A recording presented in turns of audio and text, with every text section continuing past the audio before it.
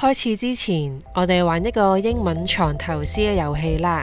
Family 呢個字，你哋知唔知道每個英文字嘅開頭代表乜嘢含義呢？ F 代表 father，A 代表 and，M 代表 mother，I 代表 I，L 代表 love，Y 代表 you。合起嚟，我哋就知道呢個信息係 Father and Mother, I love you， 即係爸爸媽媽，我愛你。喺好耐以前，早期嘅基督徒都有一個秘密暗號，佢哋唔講嘢，而係喺地下上面畫一條簡單嘅魚。魚嘅希臘文係由5個希臘字母組成，用英文表達即係 Jesus Christ，Son of God, Saviour。意思係指耶穌基督係上帝兒子，都係我哋嘅救主。耶穌嘅工作令我哋有永生。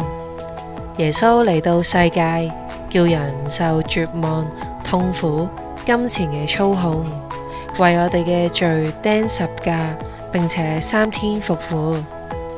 福音嘅意思係好消息。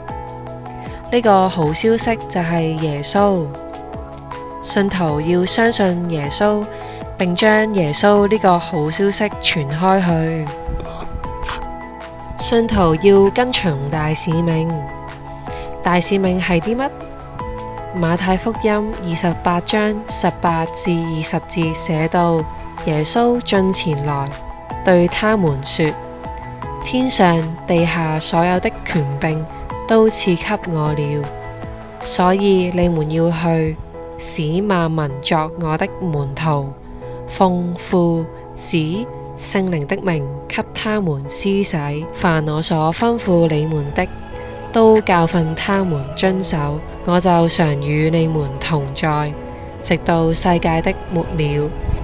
耶穌吩咐佢嘅門徒往普天下去，傳福音給萬民聽，令佢哋可以做耶穌嘅門徒，又奉父子聖靈嘅名給接受耶穌基督為主嘅人施洗，並且將耶穌嘅教訓世世代代咁傳承落去。馬可福音16章15節，你們往普天下去，傳福音給萬民聽。我邀請你同我一齊傳揚呢個福音啦。耶穌俾門徒嘅大使命，並唔係一個沉重嘅作業，而係一個愛嘅邀請。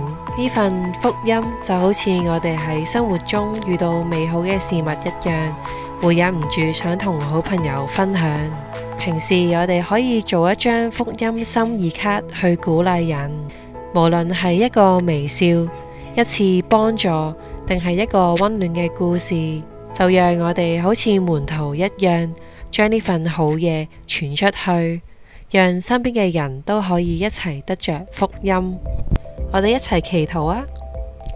感謝耶穌賜我哋平安喜樂嘅信息，求你幫助我哋將你嘅好信息傳揚開去，令其他人都能夠得着平安喜樂。奉主名求，阿門。